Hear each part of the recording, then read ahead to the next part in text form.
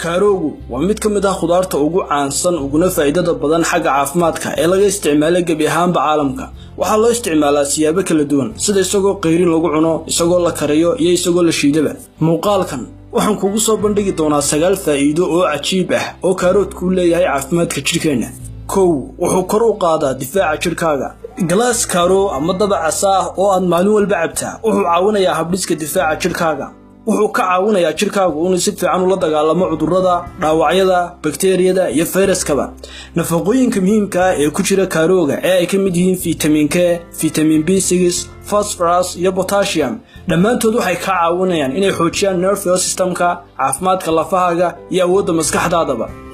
wuxuu nadiifiyaa beerka. Kaarooga shiidan ama la qasaa wuxuu beerkaaga ka saaraa sun kasta oo khatar ku ah caafimaadkaaga. Xaddiga vitamin A ee ku badan kaaroogu wuxuu door muhiim ah ka ciyaaraa inuu jirka ka saaro suntan. Si joogto ah oo aad u cunto kaaroogu wuxuu ka hortagaa infekshanka ku dhaca beerka ee sababa cudurrada ay ka mid yihiin jaundiska ama cagaarshowga, nabarrada uu beerku yeesho iyo cudurro kale oo beerka ku dhaca. wuxuu dhalaaliyaa maqaarka. iyadoo ay ugu wacan tahay vitamin A-ga iyo maadooyin kale oo badan oo ku jira. Kaaroogu wuxuu faa'iido weyn u leeyahay maqaarka jirka. Kaaroogu wuxuu maqaarka jirka ka caawiyaa inuu ka ilaaliyo fallaadhaha cadceedda ee waxyeelada leh. Sidoo kalena kaaroogu wuxuu jirka ka dhigi karaa mid da'yar oo dhalaalaya. Waxaanu ka hortagaa finanka iyo nabarrada maqaarka. wuxuu ka caawinayaa inuu xoojiyo lafahaaga.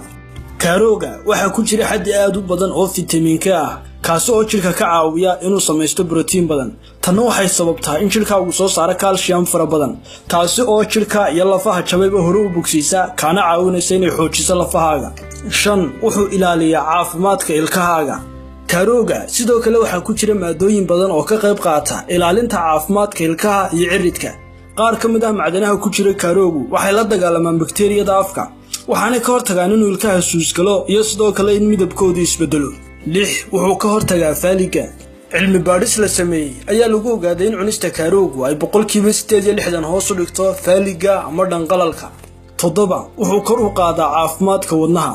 Caafimaadka wadnahaagu wuxuu ku xidhan yahay waxyaabo badan, sida inaad saaxato hurdo kugu filan, inaad dhaqdhaqaaq iyo jimicsi samayso, inaad stresska hoos iskaga dhigto iyo inaad cunto caafimaad qabto cunto. Kaaroogana waxaa ku jira maadooyin badan oo wadnahaaga ka caawinaya inuu caafimaad qabo.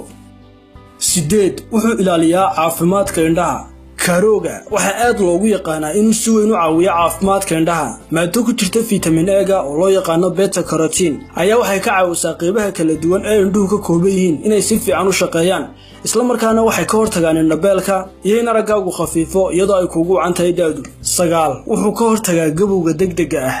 Haddii aad rajaynayso in muuqaalkaagu muddo si yaraado oo da'da laga dareemin, bilow maanta cunista kaarooga. Khudaartan kaaroogu waxay si weyn caan ugu tahay inay qofka jirkiisa ka dhigto mid da'yar. Kaaroogu wuxuu si weyn uga hortagaa dhammaan calaamadaha muujiyada ee ay ka mid yihiin xariiqa, leymamka iyo duuduubka wejigu. Si muuqaalkaagu dhalinyar u sii ahaado muddo badan, maalin walba cab glass karoot ah. waxaan rajaynayaa in muuqaalkani ku caawiyay. Like saar, subscribe saad ula socoto muuqaalada dambe ee aan kaga hadli doono khudaarta iyo faa'iidooyinkooda. Sidoo kale la wadaag asxaabtaada. Waa anigu Cabdirasaaq Faaraxa. Tan iyo kulankeena kan xiga haddii Allah awood daliinmo. Nabaday.